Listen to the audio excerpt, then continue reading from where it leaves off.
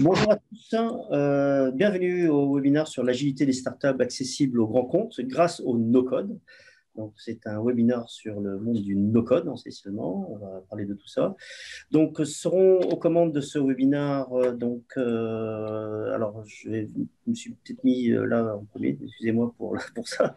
Donc, moi, je suis Olivier Picciotto. Je suis le fondateur et le directeur général de Convertigo. Donc, la plateforme no-code pour entreprises. On verra un peu plus tard de ce qu'on est, mais essentiellement, bien sûr, nous sommes des acteurs sur le monde du no-code aujourd'hui, maintenant depuis un certain nombre d'années. On est un des pionniers dans ce domaine-là. Francis, je te laisse te présenter. Oui, Francis Lelon, ravi de vous rencontrer tous. Merci Olivier pour l'invitation. Donc, je suis le fondateur et CEO d'Allegria.tech. En quelques mots, moi j'ai un parcours de 20 ans dans le domaine du digital, avec entre autres, parmi mes faits d'armes, la co-fondation, la co-création et la direction de Sarenza.com pendant 5 ans dans les années 2000. Et puis plus récemment, j'ai également repris et dirigé pendant 2 ans une société qui s'appelle Cobuzz, qui fait du streaming musical haut de gamme, avec Denis Thébault, donc, qui avait repris cette société après son dépôt de bilan, donc redressement d'une société dans le domaine du digital. Ça arrive aussi maintenant, elles ne réussissent pas toutes. Donc, on a lancé Allegria, mais je vais revenir très rapidement après sur l'histoire d'Allegria il y a quelques mois maintenant. Alors, justement, c'est une petite présentation. L'agence pionnière en France sur le 100% no-code. Il faut changer de paradigme. Allegria.tech.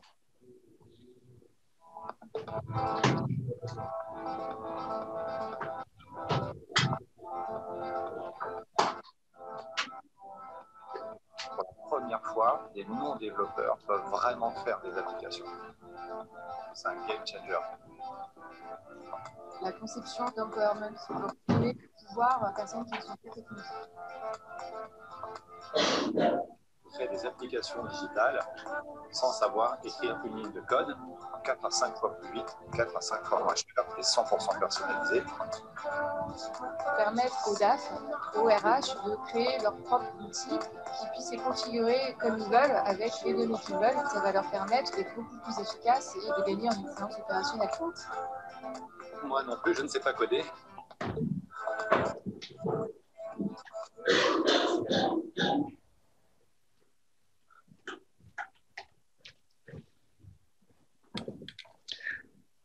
Et oui, moi non plus, je ne sais pas coder. C'était la bonne conclusion de cette petite vidéo d'introduction à Allegria. En quelques mots, Allegria, on est donc la première agence no-code en France. On a démarré il y a pile poil 6 mois, puisqu'on a fait le lancement officiel le 7 décembre. On était 3 personnes, on est 30 aujourd'hui, donc ça a grossi très vite. On a fait une 60aine de projets pour une 50aine de clients durant cette période. Et on est également maintenant avec un bureau à Nantes qu'on vient d'ouvrir il y a quelques semaines. On va se déployer un peu partout dans la France puisqu'on a besoin d'être à proximité de nos clients qui sont essentiellement pour le moment des PME et des grands comptes. On fait aussi du POC et du MVP, mais l'idée d'Allegria, c'est vraiment de démontrer que le no-code, ce n'est pas fait que pour faire du test and learn ou du quick and dirty, comme disent les Américains, mais vraiment pour faire des applications fonctionnelles aujourd'hui, scalables, pour des projets en production. On a un certain nombre de partenaires et effectivement, on est une agence multi-outils, ce qui veut dire qu'un de nos enjeux, c'est de trouver et de proposer à nos clients les bons outils qui correspondent à leurs besoins. Du coup, Olivier, je vais te laisser la main sur voilà, le passage des slides. Une petite introduction sur le no-code pour ceux qui découvrent le no-code aujourd'hui avec nous. Il y a 2 chiffres à retenir qui sont très simples et qui vont vous expliquer tout de suite et vous allez comprendre pourquoi est-ce que le no-code est devenu un incontournable. Il y a environ 500 millions d'applications digitales à créer dans les 5 prochaines années. 500 millions d'applications, c'est plus que d'applications dans toute l'histoire de l'informatique. Et c'est bien évidemment lié à l'explosion de la mobilité et des téléphones portables. Aujourd'hui, tout le monde a besoin de développer des applications digitales, que ce soit pour faire des sites e-commerce, des sites vitrines, mais aussi des ERP, des CRM, de l'automatisation. En face de ces 500 millions d'applications à créer, il n'y a toujours que 0,3% de la population mondiale qui sait coder. Pour faire une comparaison, 0,3%, c'est aussi le nombre de personnes qui savaient écrire à l'époque du Moyen-Âge. Et c'était les moines et c'est eux qui dominaient la pensée mondiale. On en est un petit peu dans la même situation aujourd'hui dans le domaine du code. Vous savez très bien aujourd'hui que pour développer une application ou une startup, vous allez avoir besoin d'un CTO et c'est la première chose qu'on dit généralement à un jeune entrepreneur, trouve ton CTO. Donc, ces deux chiffres, bien évidemment, quand on les met en parallèle, on se rend bien compte qu'on ne va pas y arriver. On ne peut pas créer 500 millions d'applications avec seulement 0,3% de la population mondiale qui sait coder. Donc, la solution, il n'y en a qu'une aujourd'hui, c'est celle du no-code. Le no-code qui ne s'oppose absolument pas au code d'ailleurs, mais qui est une solution complémentaire pour permettre de répondre à la même problématique qui est de créer une application et de satisfaire un besoin dans le domaine du digital. L'autre point aussi qu'il faut retenir dans le sujet du no-code, c'est que le no-code comme le low-code d'ailleurs, ce sont des technologies qui s'inscrivent dans le sens de l'histoire. Ce n'est pas une mode qui arrive comme ça aujourd'hui de nulle part.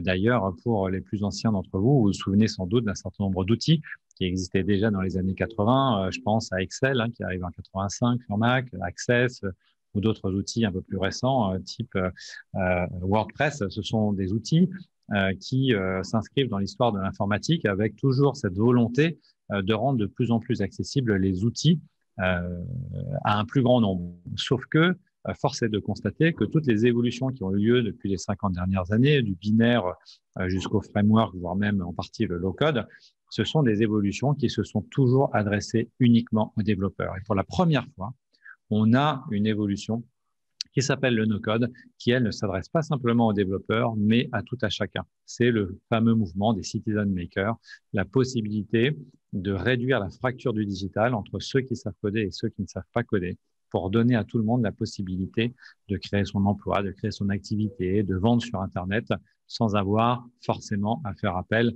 à des développeurs pour le faire. Alors, voilà.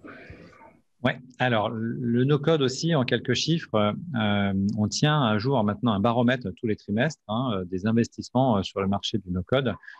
Et si on ne prend que le premier trimestre 2021, il y a un vrai emballement autour de ces technologies puisque au niveau mondial, plus d'1 milliard de dollars ont été investis sur les outils no-code. Vous avez ici quelques exemples avec Calendly en janvier, Squarespace également en mars et surtout, bien évidemment, le fameux Airtable qui est un petit peu une des références dans le domaine de la boîte à outils du no-code aujourd'hui.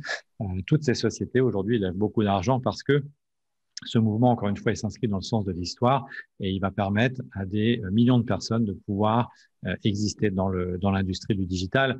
Nous, notre espoir secret chez Allegria, c'est de faire en sorte que toutes ces personnes qui travaillent aujourd'hui dans les entreprises avec essentiellement Word, Excel, PowerPoint, qui sont des outils du XXe siècle, des outils des années 80, passent sur les outils du no-code pour leur donner beaucoup plus de compétences et être capables de pouvoir par eux-mêmes réaliser un certain nombre de choses dans l'industrie digitale et pas se contenter de faire des slides ou de faire du texte ou de faire des tableaux, des tableurs. Alors, quels sont les principaux avantages du no-code? On en a référencé 3 ici, il y en a un 4e. Les 3 principaux qui sont généralement évoqués sont d'abord bien évidemment le délai d'exécution. On est dans une industrie aujourd'hui, il faut aller de plus en plus vite. Il faut pouvoir tester des nouvelles idées. Il faut pouvoir mettre sur le marché rapidement des nouvelles solutions. Et nous, notre conviction chez Allegria, c'est que le logiciel devient aujourd'hui un élément de la différenciation du mix de l'offre de produits d'une entreprise. Quand vous choisissiez SAP il y a 10 ou 20 ans, vous le preniez parce que c'était la seule solution que vous aviez pour gérer vos process de production. Aujourd'hui, quand vous faites le choix d'un logiciel, vous devez intégrer cette possibilité de faire en sorte que ce logiciel soit aussi une des briques d'une expérience utilisateur différente pour vos clients. La deuxième principal avantage du no-code, c'est bien évidemment le prix, puisque déjà, on va plus vite, donc c'est moins cher, mais aussi parce que les technologies sous-jacentes permettent d'économiser sur un certain nombre de sujets. Je pense en particulier à tout ce qui concerne le DevOps ou les tests qui sont beaucoup plus rapides à faire dans le monde du no-code. Et puis enfin, le dernier point, c'est la personnalisation. Aujourd'hui, il y a de plus en plus de demandes de logiciels personnalisés. La demande d'outils personnalisés a doublé en 5 ans. Et malheureusement, vous en avez sans doute beaucoup d'entre vous déjà fait l'expérience, quand vous prenez une solution SaaS, toute faite, out of the box, comme on dit, eh bien, malheureusement, souvent, c'est compliqué de faire rentrer vos process dedans, ou alors vous devez prendre 4, 5, 6 outils pour réussir à couvrir le spectre de votre besoin métier.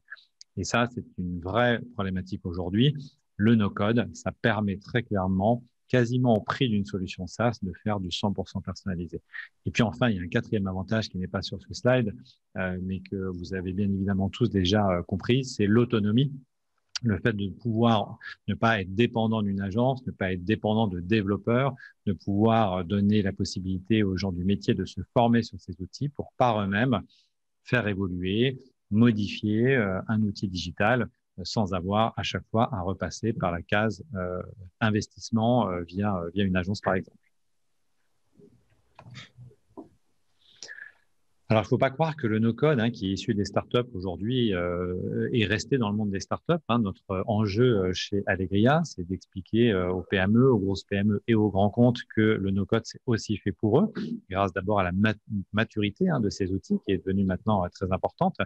Et donc, ces grandes entreprises, vous en avez quelques-unes qui sont listées ici, sont des sociétés qui ont adopté d'une manière plus ou moins importante des outils déjà du no-code. Et donc, le mouvement est en marche. Aux États-Unis, cette année, il y aura à peu près 50% déjà des développeurs qui auront eux aussi adopté du no-code, puisque bien évidemment, le no-code, c'est aussi une solution pour des développeurs d'aller plus vite dans la réalisation de leurs outils logiciels. Alors, le no-code, bien évidemment, un des enjeux principaux, c'est de redonner aux gens du métier le contrôle sur leurs outils. Aujourd'hui, on pourrait même dire quasiment que les gens qui font du shadow IT sont considérés comme des pirates chez les grands comptes. Or, ce sont sans doute des gens qui, demain, seront des personnes qui auront un peu des super pouvoirs parce qu'ils se seront appropriés un certain nombre d'outils qui vont pénétrer demain aussi le monde du grand compte. Pourquoi? Déjà parce que si vous regardez rien qu'Airtable, un des principaux investisseurs d'Airtable, c'est Marc Benioff, le fondateur de Salesforce. Pourquoi également? Bien parce que depuis maintenant une dizaine d'années, les grands comptes ont aussi ouvert leur système d'information à des outils en mode SaaS. Et donc, ça ouvre aussi la possibilité de venir utiliser un certain nombre d'outils no-code.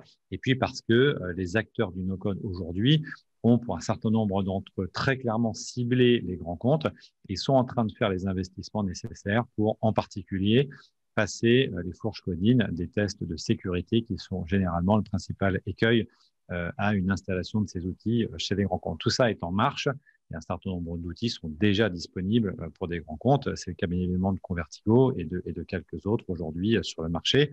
Et en plus, pour le coup, on a aussi quelques belles sociétés no-code en France, donc il ne faut pas s'en priver, ce qui aussi résout un certain nombre de problématiques liées parfois au RGPD avec les solutions américaines. Alors, est-ce que c'est pour autant la fin des geeks qui arrive? Alors, sans doute un petit peu en partie, puisque une statistique de Gartner nous apprend que d'ici 2023, on aura potentiellement 4 fois plus de no-codeurs, nous ce qu'on appelle les builders, c'est-à-dire ceux qui font du no-code chez le client dans les grandes entreprises, à contrario des makers, qui sont ceux qui font du no-code dans les agences ou en freelance. Donc, on aura potentiellement beaucoup plus de no-codeurs, de builders chez les grands comptes, potentiellement que les développeurs. Donc, ce mouvement est en marche. Et nous, on le voit, même là, déjà en 6 mois, on n'avait aucune demande il y a encore quelques temps pour avoir des makers en régie de la part de grands comptes. Et là, on commence à avoir des demandes pour ce type de prestations. Donc, on sent que le mouvement est clairement aujourd'hui en marche. Ceci étant dit, ça va prendre du temps et l'objectif, bien évidemment, c'est en aucun cas de remplacer les ressources IT. La réalité, c'est de faire en sorte, au contraire, de décharger les ressources IT des sujets les plus simples et les plus rapides à mettre en œuvre pour qu'ils puissent consacrer leur valeur ajoutée aux sujets les plus complexes. Aujourd'hui, nous, notre conviction, c'est que souvent, mettre des développeurs à 700 800 € la journée pour faire un site e-commerce, si c'est quelque chose de basique, ça ne fait aucun sens. Le développeur va s'ennuyer et ça va vous coûter très cher. Donc, il y a aujourd'hui un certain nombre de sujets qui peuvent être adressés. Je pense en particulier pour les sociétés qui ont un backlog important, qui n'arrivent pas à le résorber. Et on voit même des sociétés aujourd'hui où les gens du métier finissent par s'auto-censurer et ne même plus demander à leur équipe IT des outils parce que ils savent que ça va finir au fin fond du backlog et qu'il ne va rien se passer. Donc, l'enjeu du no-code, c'est vraiment de réussir à s'inscrire dans une stratégie de développement IT qui va tenir compte des problématiques de l'entreprise, que ce soit des problématiques de sécurité, de scalabilité, de multilangue. Voilà, il y a plein de sujets qu'il faut regarder pour trouver les bons outils qui vont correspondre à leurs besoins et qui vont permettre de pouvoir petit à petit soit innover plus vite, soit résorber le backlog, soit donner plus de flexibilité aux gens du métier pour mettre en œuvre les applications dont ils ont besoin. Donc, le no-code ne s'oppose absolument pas au code. En revanche, il y a un certain nombre de cas dans lesquels le no-code doit aujourd'hui doit arriver sur les solutions possibles, les solutions envisageables. Ces cas, on les a listés ici. Il y en a sans doute beaucoup d'autres, mais nous, ce qu'on voit le plus souvent, c'est d'abord, bien évidemment, l'aspect coût. Quand on a un développement traditionnel qui va coûter trop cher parce que on sait très bien qu'il y a un certain nombre d'usages pour lesquels finalement on ne fait pas parce que ça va coûter trop cher, même si ça rend un service. Le ratio entre le coût d'investissement et le ROI n'est pas toujours évident quand on fait du développement traditionnel. Quand on fait du no-code et que ça coûte beaucoup moins cher, on se pose moins de questions et ça donne la possibilité de pouvoir faire beaucoup plus de choses. L'autre cas aussi, c'est quand le besoin fonctionnel est très spécifique. C'est ce que j'expliquais tout à l'heure. Vous avez regardé les 200 CRM disponibles sur le marché en SaaS et il n'y en a aucun qui vous convient parce que vous avez une manière de travailler tout à fait spécifique et vous y tenez. C'est un élément qui fait votre différence et vous n'avez pas envie de changer vos process pour un outil. Et dans ce cadre-là, bien évidemment, le no-code est une des solutions. Aussi, moi, c'est ce qui m'est arrivé chez Cobuzz. J'avais des ressources techniques très limitées et donc j'avais besoin d'apporter des solutions à mes fonctions métiers et Airtable m'a énormément aidé dans cette mission, par exemple. Ou lorsque vous avez aussi des équipes techniques qui sont focalisées sur le produit. Ça, c'est quelque chose qu'on nous dit souvent. Vous avez les sociétés dans lesquelles il n'y a pas du tout d'équipe technique, qui vont tout externaliser, puis vous en avez d'autres qui ont des équipes techniques, mais qui sont focus sur le produit parce que c'est le client d'abord, ce qui est tout à fait compréhensible. Et enfin, deux dernières raisons également pour faire du no-code. Quand vous avez des délais de livraison qui sont toujours repoussés, vous avez votre équipe technique qui vous dit si, t'inquiète pas, on va te livrer dans 3 semaines, dans 1 mois, et puis 1 mois après, il n'y a toujours rien, et 2 mois après, il n'y a toujours rien. Dans ces cas-là, il faut peut-être se poser la question de savoir si le no-code ne pourrait pas vous apporter une solution. Et puis enfin, quand vous voulez aussi garder une forme d'indépendance vis-à-vis de certains éditeurs de logiciels, moi je pense par exemple à Salesforce aujourd'hui, on a un certain nombre de clients qui vont quitter Salesforce pour du no-code parce qu'ils n'utilisent que 5% des fonctionnalités de Salesforce. Il y a 100 € par mois par utilisateur. L'addition est beaucoup trop chère par rapport à ce qu'ils en font, c'est-à-dire souvent un Kanban, génération de devis et puis signature électronique. Il n'y a pas besoin de payer 100 € par mois pour faire ça. Vous allez faire la même chose en no-code pour à peu près 10 fois moins cher. Absolument, je confirme ces points importants là-dessus. On reviendra d'ailleurs sur le Shadow IT, puisque c'est un des points assez importants. Donc, je te remercie Francis pour cet éclairage sur le no-code en général. Moi, je vais faire un petit focus là-dessus, mais alors plus dans la vision d'une plateforme no-code, telle que Convertigo, et plus orienté grande entreprise. En fait, ça, c'était un point important, puisqu'en fait, en grande entreprise, on va voir qu'il y a quelques petites différences par rapport aux startups, mais en fait, pas tellement, finalement. Enfin, justement, c'est ce qu'on va expliciter en détail ici. Donc, déjà, ce petit slide ici, qui sort tout simplement d'une étude Gartner sur une analyste qui s'occupe un peu de regarder un peu comment ça se passe dans ce monde-là de l'IT, qui compte en fait le nombre de développeurs qu'on trouve dans une entreprise. Donc ça revient à peu près à ce que tu disais tout à l'heure, c'est que des développeurs pro-code, ça veut dire ceux qui font vraiment du Java ou bien des langages compliqués, il y en a plein dans les entreprises, mais pas tellement justement, ils sont relativement peu. Voilà. Après, il y a beaucoup plus de développeurs dits orientés business, ça veut dire en gros qui s'intéressent un peu à faire des applications, mais pour les métiers. Mais alors là, il y a des pléthores, des équipes entières de développeurs qui pourraient en fait créer des applications, ces fameux citizen makers, ces app makers là qui sont là et qui pourraient vraiment faire tout ça. Et carrément, pourquoi pas des utilisateurs finaux qui pourraient vraiment faire des applications qui sont derrière. Donc le but, c'est certainement pas remplacer le travail de ces gens-là, mais bien sûr de l'étendre en fait, et bien sûr de faire en sorte que eux, ces gens-là, puissent faire travailler leurs applications. Et donc là, on voit tout de suite que dans certains cas, nos fameux développeurs citoyens, ce ne sont pas les militaires, c'est les citoyens, pourraient faire leurs propres applications en technologie no-code, sans coder, et carrément développer des applications. En grand compte, on va s'apercevoir que ces applications qu'ils font sont en général toujours en rapport avec l'existant. Elles sont toujours en rapport avec l'IT, tout ce qui est derrière. Donc, il est tout à fait important que les deux populations se parlent l'une l'autre et soient surtout pas opposées. Donc, nous, on pense que c'est absolument important de cette histoire-là. Un autre point qui a été évoqué aussi dans ces études-là, c'est que dans les types d'applications qui seraient développées par les utilisateurs finaux, les fameux app makers, quel genre d'applications développent en général? Eh ben, en fait, les applications les plus connues sont les plus demandées sur les applications de type formulaire et notamment de collection de données, en fait. Tout ce qui permet de saisir de la donnée, à la limite aussi d'en afficher un peu, mais surtout de faire de la donnée qui est saisie. Et ces fameuses données en question saisies doivent être traitées et insérées, ingérées d'une certaine manière par le système d'information de l'entreprise. Donc en fait, ce sont des applications qui sont vraiment créées par les utilisateurs finaux, mais qui sont quand même en rapport avec l'informatique interne de l'entreprise. D'où tous les problèmes disons, d'intégration et de communication entre ces deux domaines. Donc ça, c'est assez important. C'est le premier type d'application de type no-code qu'on va trouver dans des grandes entreprises, de type Forms. Alors ça, c'est une étude aussi qui a été faite l'année dernière. Donc là, j'espère que les chiffres ont déjà un petit peu changé, qui demandait un peu où est-ce que vous en étiez. Ils ont fait des études pour savoir dans les grands comptes où est-ce que vous en étiez à ce niveau-là. Alors 4% n'avaient jamais entendu parler de développeurs citoyens. Voilà, ça n'existe même pas. Voilà, on n'a même pas entendu parler de ça. 16% ont entendu parler, c'est déjà pas mal, mais bon, ils ne sont pas très intéressés par ça. Bon, voilà, voilà, peut-être on verra un jour. 9% commencent à regarder cette chose-là. Donc ça, c'est-à-dire que... alors ça, c'est une étude US en plus. Donc en Europe, c'est peut-être un peu différent les chiffres, mais 9%, je trouve ça pas beaucoup en fait, hein, pour une technologie révolutionnaire, donc il y a un peu de choses à faire. Et surtout, 55% ont dit, bah oui, non, mais nous, on a...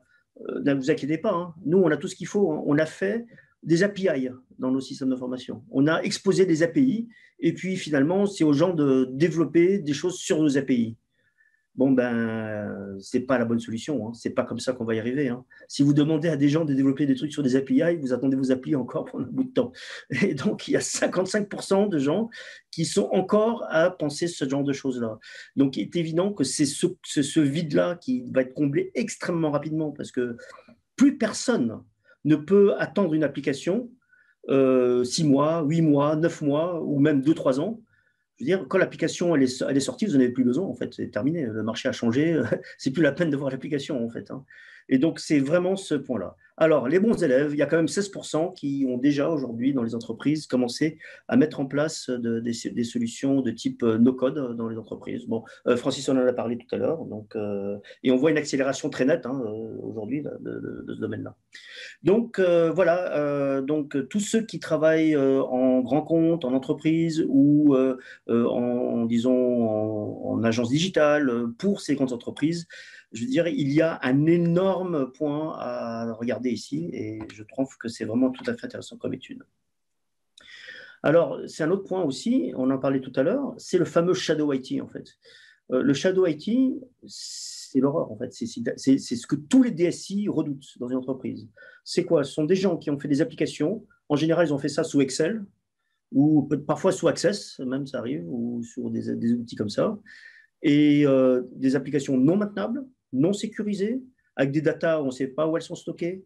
Et quand les gars partent du compte, parce que ça existe un peu, le turnover chez les entreprises, les gars, ils partent avec leur Excel sous le bras et il n'y a plus personne qui peut faire tourner l'application qui est derrière. C'est justement ce qu'il faut éviter, on est tous d'accord.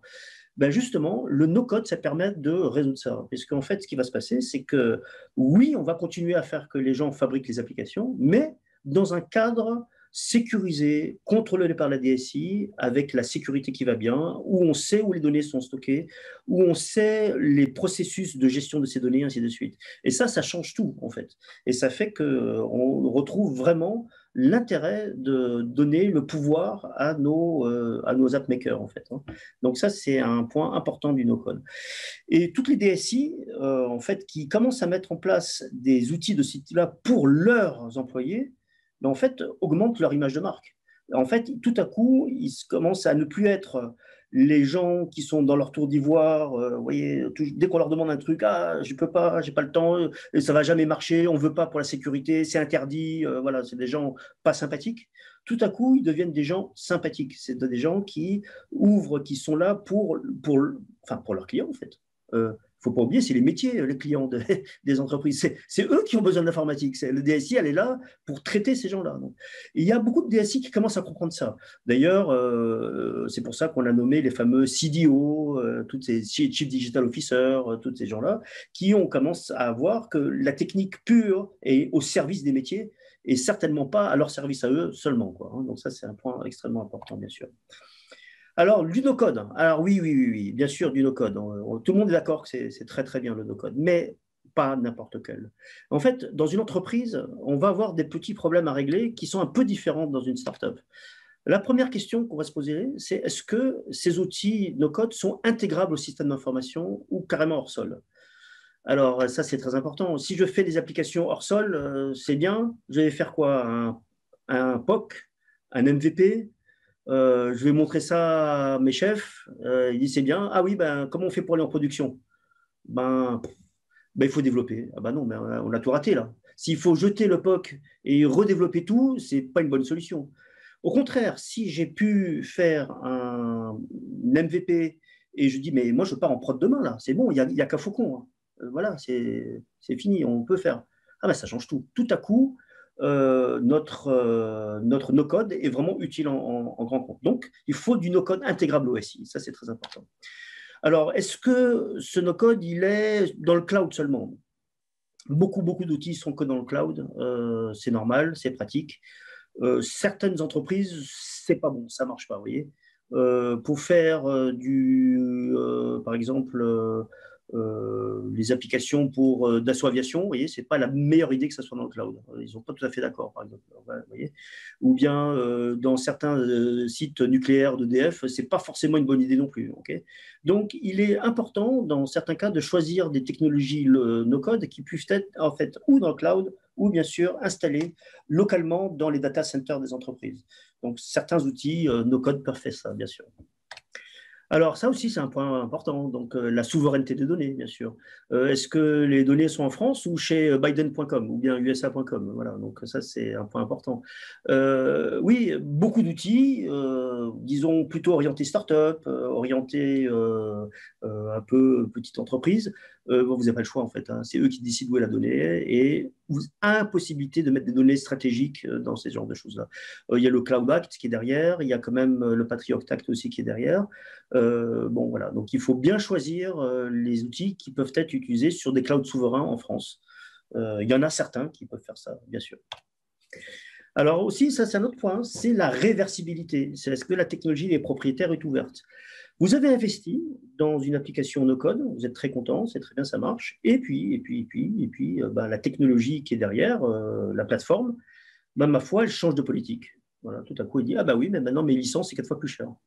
Ou bien elle va dire, oui, mais tiens, tout à coup, tiens, c'est Oracle qui rachète ça parce qu'il trouve ça assez sympathique. Et quand Oracle achète quelque chose, il multiplie les prix par 10 en général. Ça, on a souvent vu ce genre de choses-là. Donc ça, c'est vraiment un problème parce qu'en gros, vous avez mis en place toute une technologie sur toute une plateforme sur une technologie et ça fait un processus critique chez vous. Comment est-ce que vous pouvez faire? Donc, il y a des moyens de se prévenir de ça, notamment de choisir des technologies ouvertes et standards, et notamment, par exemple, pourquoi pas open source, par exemple, justement, qui permettent justement de faire en sorte que un jour, si vous voulez, vous pourriez au moins reprendre votre indépendance. C'est très important. Le Francis en parlait tout à l'heure de l'indépendance, hein, donc ça, c'est important. Alors aussi, est-ce que ce sont des technologies monolithiques? Ça veut dire, voilà, c'est un truc, voilà, ça fait que ça? Ou est-ce que ça peut être étendu? Est-ce qu'il peut y avoir des plugins? Est-ce qu'une communauté de personnes autour du produit ou même dans la communauté mondiale de logiciels peut étendre ou pas ce produit-là? C'est très important que ce soit extensible, vous en doutez bien sûr. Et quoi de mieux qu'une communauté open source pour que ça soit extensible? Donc ça, c'est vraiment important. C'est la garantie vraiment d'un écosystème qui nous permet de grandir dans le temps, en fait. Hein. Ça, c'est vraiment important de comprendre ça. Donc, en fait, notre grande entreprise, c'est un petit peu différent d'une start-up. Parce qu'elle, justement, elle possède ce système d'information complexe, bien sûr, il faut s'intégrer dessus. Elle est confrontée à des contraintes d'intégration historiques, on en a parlé. J'ai un SAP là, qui traîne dans mon entreprise, un bon SAP qui est là depuis 20 ans et sur lequel j'ai investi des millions et des millions de dollars, pas des milliers, hein, des millions de dollars j'ai investi sur cette histoire-là. Donc, comment je vais faire pour l'intégrer dans mon processus no-code? C'est extrêmement important. Là, et puis après, dans les grandes entreprises, on a les architectes. Voilà. Les architectes, ce sont des gens qui sont payés toute la journée et qui font un travail formidable de cohérence du système d'information. Et quand vous allez voir vos architectes en tant que métier en disant « j'ai une idée géniale, on va faire un produit no-code, c'est super », l'architecte va vous dire « est-ce que c'est conforme à la norme SAML 2.0 ? Est-ce que moi je peux rentrer ça sur mes fermes Kubernetes 3.1 ? Est-ce que moi je peux mettre ça sur… est-ce que ça supporte le TLS 2.1, toute cette affaire-là ?» Et votre dossier d'architecture, eh ben, il va être un petit peu compliqué en fait. Et donc votre projet ne va pas aboutir. Donc, c'est tout à fait important de trouver des plateformes qui, elles, sont cohérentes avec les architectures qui sont derrière. On a parlé de la souveraineté des données, bien sûr. Et bien sûr, l'on-premise, une petite répétition, simplement pour dire qu'il est tout à fait important de pouvoir remettre nos données dans les data centers des entreprises. Ça, c'est important de comprendre que tous les outils no-code du marché ne sont pas adaptés aux grandes entreprises. Nous, Convertigo, nous sommes un des pionniers dans ce domaine-là. Toutes les contraintes que je vous ai citées sont résolues par la technologie Convertigo. Ça veut dire que non seulement on a une technologie de no-code comme sans doute pas mal de nos concurrents, mais nous avons tous les connecteurs qui nous permettent de nous intégrer au système d'information. Nous résolvons les problèmes de sécurité classiques, les problèmes d'authentification, d'intégration, tout ce qui fait en sorte que vos architectes vont se contents en fait. On va justement parler du même langage que vos architectes actuels qui seront très, très contents d'utiliser une technologie comme telle que Convertigo. Donc là, c'est un petit chemin qui explique comment est-ce qu'on arrive à certains outils ou d'autres. Alors, ce cheminement, il a été fait par les analyses du Gartner. Nous pouvons suivre les flèches de cette manière-là. Donc, est-ce qu'on veut des développements citoyens? Oui. Est-ce qu'on veut que des développeurs professionnels soient impliqués dans cette histoire-là? Surtout pas. Eh ben là, on finit sur du low-code, hein, bien sûr. Ça, c'est pareil logique. Alors oui, on veut développement citoyen, mais on veut que des développeurs professionnels soient aussi impliqués. Pourquoi? Parce que je dois m'intégrer dans des systèmes d'information complexes qui sont derrière. Alors évidemment, je vais prendre plutôt cette vue-là, ce chemin-là, ou carrément ce chemin ici, ce qu'on appelle la fameuse Low-Code Application Platform. Donc, pour comparer ça au no-code, le no-code, on ne programme pas du tout. Le no-code, c'est pas de code, zéro code. Le low-code, on programme un peu. Donc, ça reste pour des développeurs professionnels. Ce qui est intéressant, c'est que certaines plateformes sont capables d'avoir la panoplie totale de tout ça. Ça veut dire à la fois donc, le no-code, le low-code application platform, et bien sûr la fameuse MXDP, ça veut dire la Multi-Experience Development Platform. Un seul développement, une application qui va fonctionner sur tous les périphériques possibles. Donc, tout device, smartphone, tablette, desktop, bien sûr, et bien sûr, évidemment, même web, en fait, hein, bien sûr. Et donc ça, c'est le chemin pour arriver à nos applications. Donc, bien comprendre que certaines plateformes, elles peuvent traiter l'ensemble de tout ce qu'on va trouver dans une entreprise, pas seulement que le no-code. Bien sûr, Convertigo fait bien sûr partie de ces plateformes-là. Alors ça, c'est un slide extrêmement compliqué qu'il ne faut surtout pas lire. Voilà, ça c'est exprès pour que ça soit compliqué. Okay, ce qu'il faut bien comprendre, c'est que ce slide-là, il est compatible avec les architectes. Ça veut dire que quand vous allez faire un MVP avec Convertigo ou quoi que ce soit et que l'architecture de votre entreprise va dire « Oui, mais qu'est-ce que c'est cette affaire-là » tout ça, hop, vous sortez ce slide, vous leur montrez, vous leur dites « Voilà, il y a tout là-dedans. Voilà. » Et il y a tous les mots-clés. Et ça, c'est compatible avec ce qu'ils pensent. Ça veut dire que toute question technique qu'ils vont avoir, est-ce que vous êtes compatible avec le protocole du SHMOL, il y aura la réponse. Donc ça, c'est tout à fait important. Convertigo a cette capacité justement de pouvoir discuter avec les deux mondes. Nous pouvons discuter avec les gens, les makers, les no-codeurs, les gens qui fabriquent les applications, les métiers, ceux qui ont le fonctionnel. Avec une patte, on peut discuter avec ces gens-là. Et de l'autre côté, on peut discuter avec les architectes. et on peut les discuter d'une manière tout à fait correcte, parce que c'est notre ADN, c'est de là qu'on vient en fait, en général. On vient du monde de l'intégration. Donc ça, c'est tout à fait important de comprendre cette différence-là. Donc, le produit no-code de Convertigo, c'est Forms. On appelle ça chez Convertigo Forms. Donc, pour répondre à toutes les questions qu'on a vues tout à l'heure, il est bien sûr parfaitement intégrable. Voilà, donc toutes les petites questions qu'on a posées tout à l'heure, on a la réponse à ces questions ici, d'accord? Et c'est le client choisit en fait s'il veut faire ça sur le cloud ou s'il veut faire ça on-prem. Il se trouve qu'en grand compte, on a beaucoup d'on-prem en fait. J'étais surpris. Au départ, on pensait qu'on allait avoir beaucoup plus de cloud. Nous, on pense qu'on a pratiquement aujourd'hui 70 à 80% de on-premise. Ça veut dire de gens qui installent chez eux les plateformes en fait. L'open source est un gage d'ouverture, je l'ai redit. Imaginez que toute personne peut savoir déjà comment est fait le produit. C'est aussi un gage d'ouverture sur la sécurité. On peut voir s'il y a des backdoors, on peut savoir si le code peut être analysé par n'importe qui pour savoir s'il y a des failles de sécurité, ainsi de suite. Il se trouve que pas mal de clients dans le banque et dans l'assurance nous ont fait confiance. Donc, ils ont déjà regardé ça, et pas des moindres. Bon, par exemple, des banques américaines, genre Morgan Stanley, ou en France, BNP Paribas, ou Carrefour Bank, sont des gens qui utilisent les technologies Convertigo tous les jours et qui ont bien sûr fait tous leurs audits de sécurité dans ce domaine-là, et ce qui est bien sûr extrêmement important. C'est pas forcément facile de faire l'audit de sécurité d'un produit américain hébergé aux États-Unis. C'est pas forcément toujours facile. Pour nous, c'est plus facile. Il faut voir que la R&D de Convertigo est faite en France. Alors, ça nous aide beaucoup pour le support, bien sûr, puisqu'on va pouvoir supporter grâce à ça tout le monde sur le fuseau européen. Mais, bien sûr, nos clients américains, eux, sont peut-être un peu, pénalisés par ça. Bon, une fois n'est pas coutume. Hein. Pour une fois, c'est quand même mieux que ce soit nos clients européens qui soient favorisés par les technologies françaises. Mais nos clients américains sont très bien supportés aussi par nos plateformes françaises. Donc voilà, nous sommes arrivés au terme des petits slides. Le mieux, c'est vous montrer à quoi ça peut ressembler exactement une plateforme no-code telle que Convertigo. Ce qu'on va vous montrer, c'est tout simplement une application qu'on pourrait faire avec Convertigo. Donc on va tout simplement la montrer ici. Alors, excusez-moi, je vais tout simplement ramener sur l'écran. Voilà, voilà. Ici, hop. Et je vais amener cet écran-là, parce qu'il est où mon écran?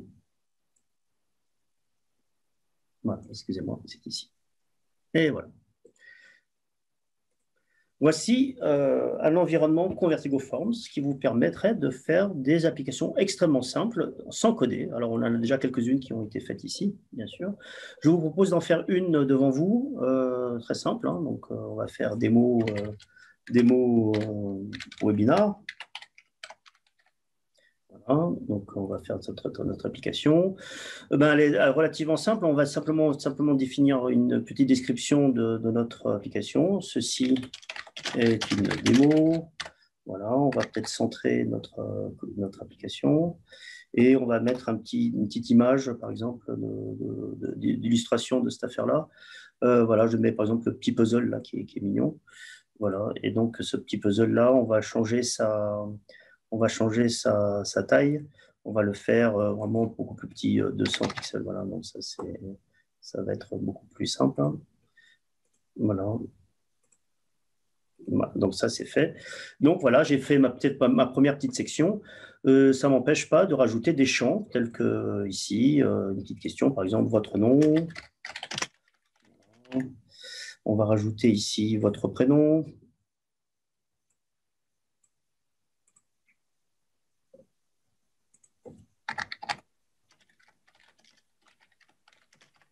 Voilà. Alors, il ne faut bien sûr pas faire de faute d'orthographe. Hein. Voilà, ça c'est mieux.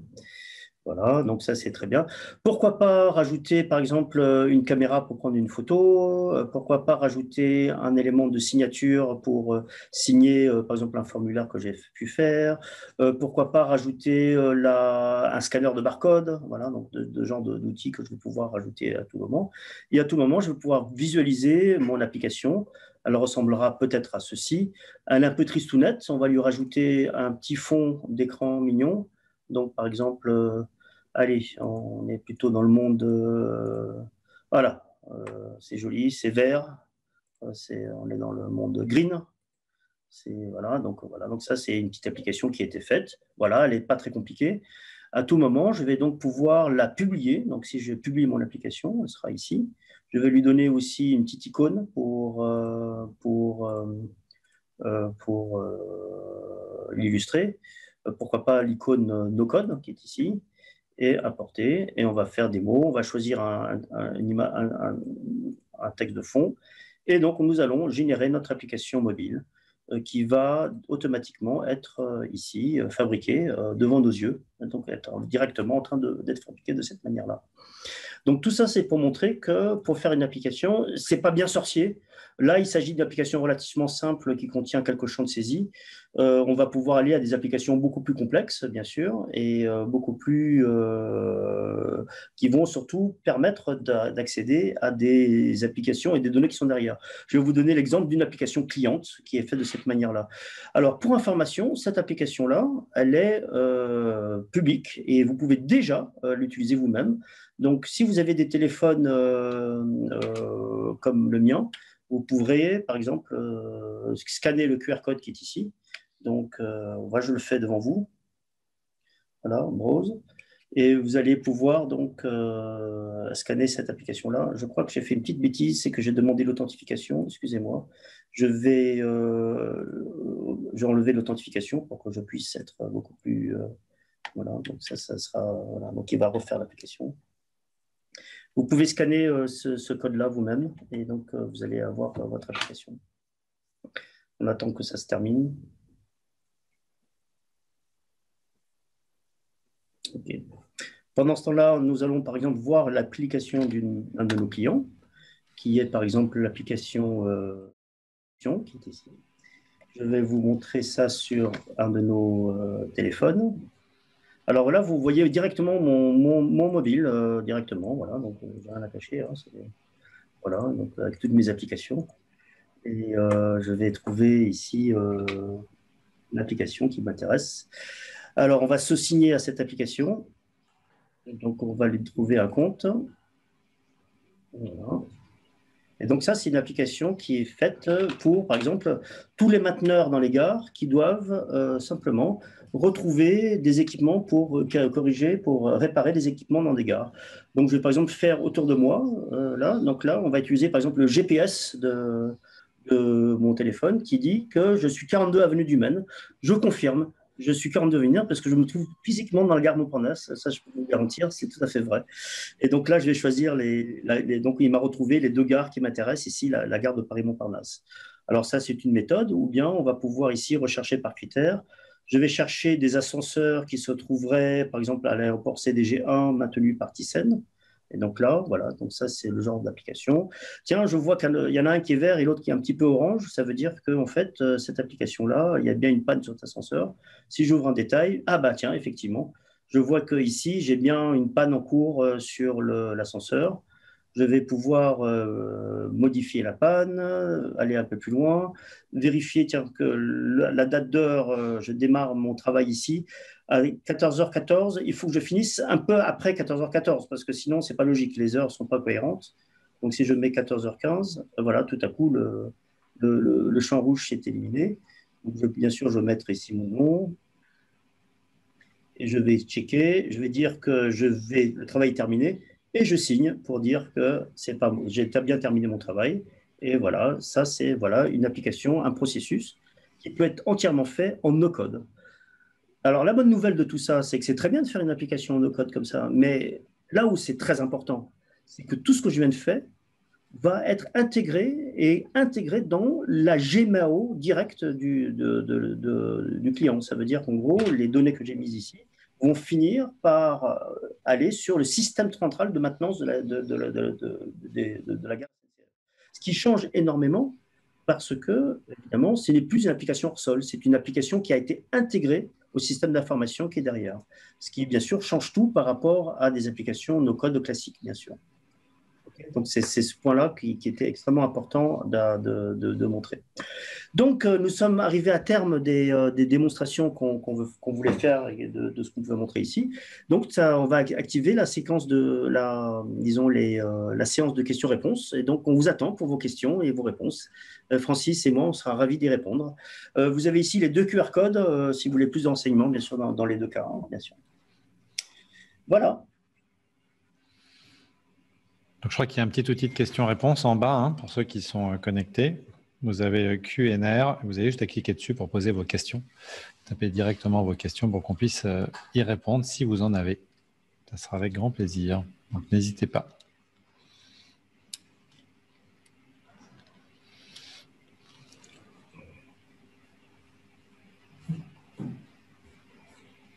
Alors, ne soyez pas... vos questions, il n'y a que nous qui les voyons, d'accord? Donc, c'est important, parce que parfois les gens ils sont un peu timides, alors ils ne veulent pas poser des questions. Donc, ne soyez pas timides. Voilà. Alors, il y a une question qui est arrivée.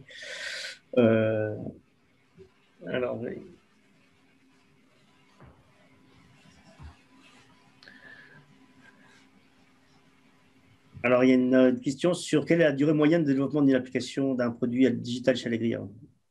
Oui, c'est très variable. Ça va de 3 jours à 4-5 mois. Pour donner quelques éléments d'information assez clairs là-dessus, nous, on a 3 typologies de clients aujourd'hui qui viennent nous voir. On a des gens qui viennent nous voir plutôt sur des produits type POC MVP, souvent plutôt des startups pour le coup, où là, on va être sur des budgets entre 5 et 20 000 euros. En dessous de 5 000 euros, on ne fait pas parce qu'on considère que c'est vraiment le territoire du freelance et c'est très bien comme ça. Et il faut que chacun puisse faire correctement son travail. Ensuite, on va avoir les PME sur lesquelles on va être sur des budgets entre 20 et 200 000 euros pour les applications vraiment les plus complexes. On va refaire tout du sol au plafond, ERP, CRM, gestion de la facturation, des choses très, très variées. Et puis ensuite, on a également donc nos premiers clients grands comptes, où là, on peut faire intervenir des technologies aussi pour certaines beaucoup plus chères qui vont effectivement répondre à un certain nombre de contraintes du cahier des charges techniques. Et là, on peut aller jusqu'à 300 000 à 400 000 euros de budget et sur des projets qui vont durer 6 à 9 mois. Pour le moment, on n'a pas eu de projet plus long. On en a un qui est en cours puisque la société, comme je disais tout à l'heure, est très récente. Hein, donc, le projet qu'on a le plus long pour le moment, c'est 7-8 mois. Et pour répondre à la question de Thierry concernant Convertigo, bien sûr, on est en train de travailler avec Olivier et de réfléchir à plein de sujets pour faire ensemble. Je pense qu'il y a un sujet qui est important pour les éditeurs de solutions type Convertigo, c'est que jusque maintenant, il n'y a pas vraiment beaucoup d'agences multi-outils qui sont capables d'adresser une réponse globale à un client en no-code. Et nous, notre rôle, c'est justement d'accompagner les éditeurs de logiciels, et en plus quand ils sont français, pour faire en sorte qu'ils puissent eux se concentrer sur l'amélioration du produit et qui n'est pas à faire comme beaucoup malheureusement le font souvent quand ils démarrent dans le monde du logiciel. On va être un éditeur de logiciel, mais au début on va faire aussi un peu le métier de l'agence parce que il faut bien vivre et que c'est difficile au début de vivre juste avec des licences dans les premiers mois ou les premières années quand on n'a pas forcément levé beaucoup d'argent. Donc nous, notre rôle, c'est vraiment d'accompagner des sociétés comme Convertigo ou d'autres en France, mais aussi bien évidemment à l'international pour trouver les bons clients, être formé sur les outils et ensuite pouvoir les déployer chez les clients. Alors moi, je voulais aussi rebondir sur la petite question sur donc le temps de développement, en fait, la durée des moyens de développement. En fait, tant qu'on s'intéresse vraiment à l'application elle-même sans intégration dans le système d'information, ça peut très très vite, ça se compte en jours en fait, voilà. 5, 10, 15 jours, quoi, à peu près. À partir du moment où on s'intéresse à l'intégration du système d'information, tout à coup, ce n'est plus un problème technique, mais c'est un problème, disons, organisationnel. Et donc ça, ce délai peut être allongé. Donc c'est ce côté-là qui est important. Mais une plateforme telle que Convertigo va résoudre beaucoup de problèmes techniques, surtout d'intégration. Voilà, vous donnez des mots-clés, le grand compte va nous fournir, par exemple, la norme OAS3 des API qui va bien, pouf, on fait import et c'est fait en quelques clics, cette affaire-là. Et donc, tout à coup, le problème vient à récupérer la fameuse définition. C'est trouver la bonne personne qui donne cette fameuse définition plus qu'un problème technique. C'est ça qui est parfois le plus difficile. Voilà. Mais nous, on a des clients qui nous envoient des briefs ou des cahiers des charges le vendredi et il faut que ça soit en ligne le mercredi. On est tout à fait capable de le faire, bien évidemment, à condition que ce soit raisonnable. Mais en tout cas, si c'est possible de le faire, on le fera avec plaisir.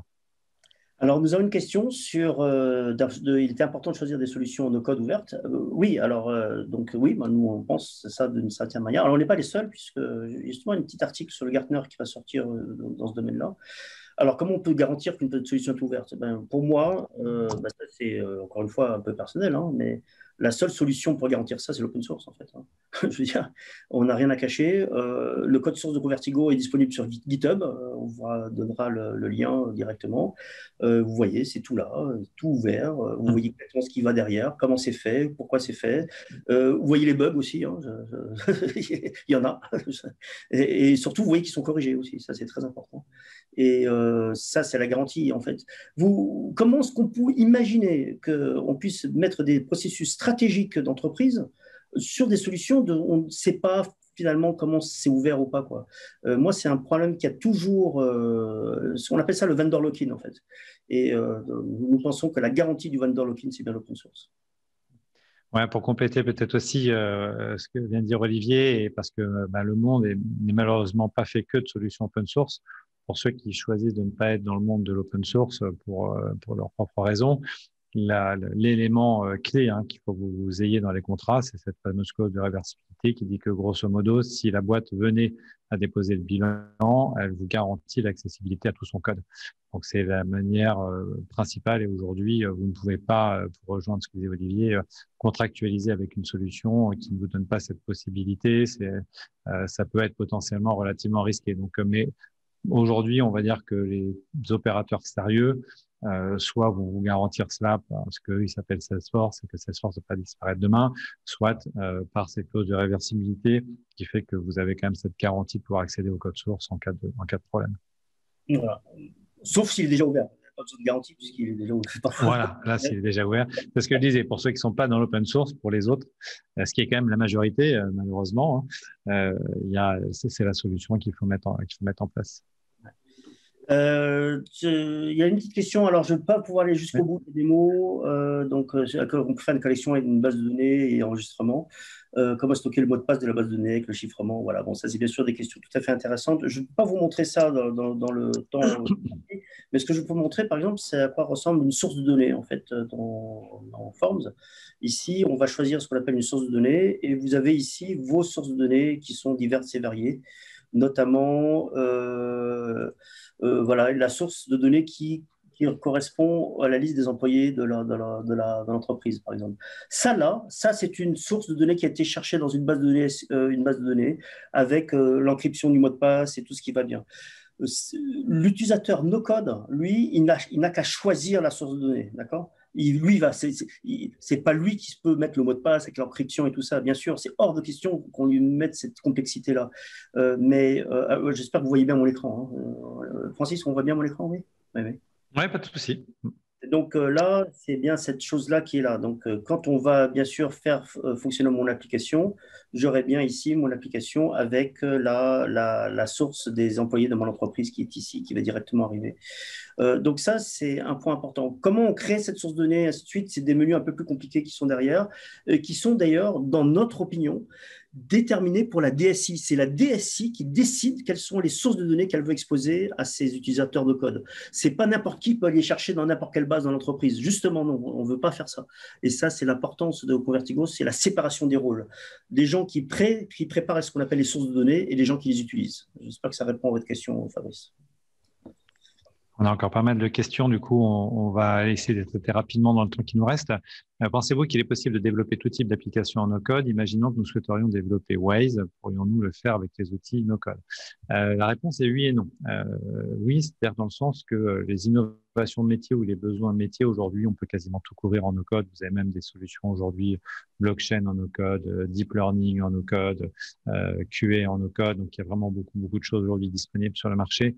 Et sur ces sujets-là, on arrive à peu près à tout faire. Après, si l'objectif, c'est de refaire un Instagram ou un Facebook en no-code, je pense que ça va être tout de suite beaucoup plus compliqué. Donc, il faut quand même regarder.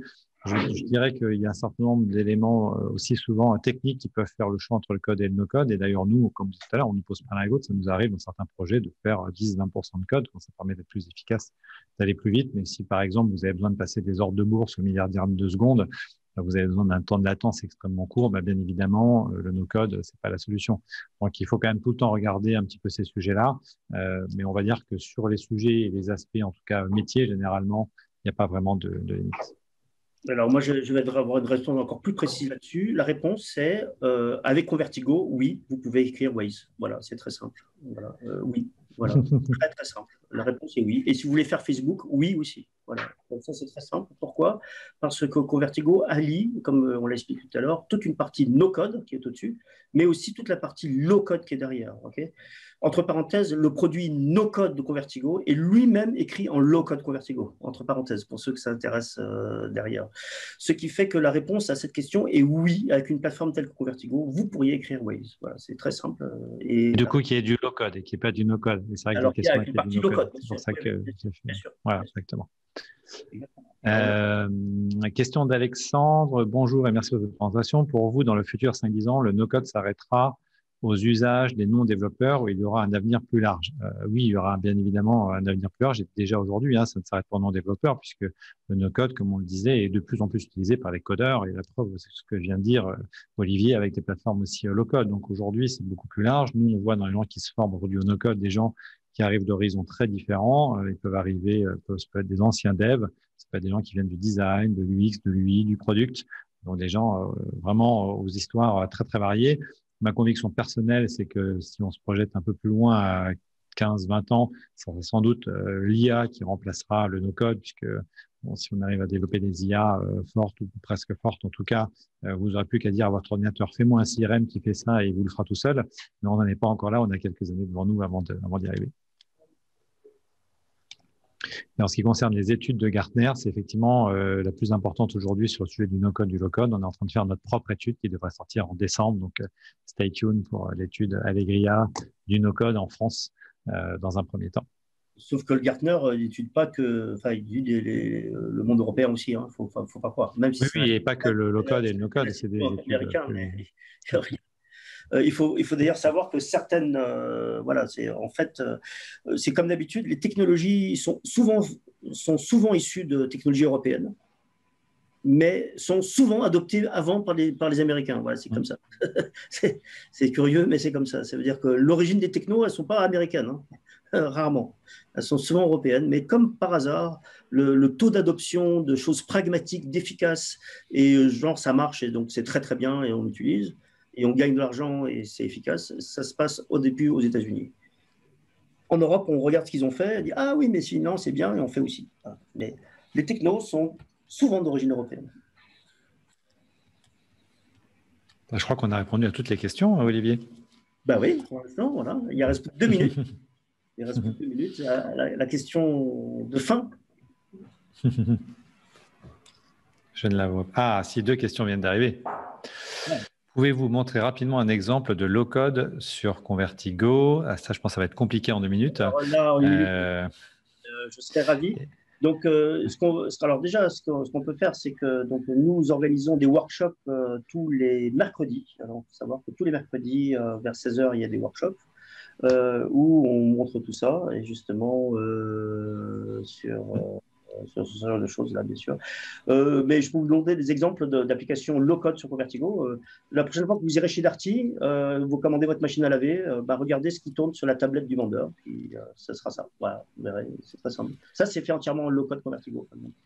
Ou bien la prochaine fois… Pour répondre à la dernière question d'Emmanuel sur l'IA, je pensais plutôt à GPT-3. Mais voilà, je ne connais pas Monsieur Turc. Je ne sais pas quelle est la référence. C'est ça, de Mechanical Turk d'Amazon, c'est ça. M-Turk, c'est d'accord, ok. Je ne sais pas. En tout cas, si vous avez l'occasion de regarder GPT-3, ça fait partie ça travaille pas mal sur ces sujets-là. Voilà. Écoutez, nous sommes arrivés au terme de ce webinaire. Écoutez, merci beaucoup pour votre participation. Je dois dire que pas mal, hein, on a fait voilà, il y avait pas de monde cette fois-ci, je veux dire. Alors, chaque fois on fait, il y a plus de monde. Ça veut dire que le sujet commence à intéresser de plus en plus de monde. Donc ça, c'est plutôt très bonne très très bonne solution. Merci à tous. Et, merci Olivier pour ton invitation. Francis, je te remercie énormément pour ta participation et à très bientôt. Au revoir. Merci à toi. Bonne journée. Au revoir, bonne journée.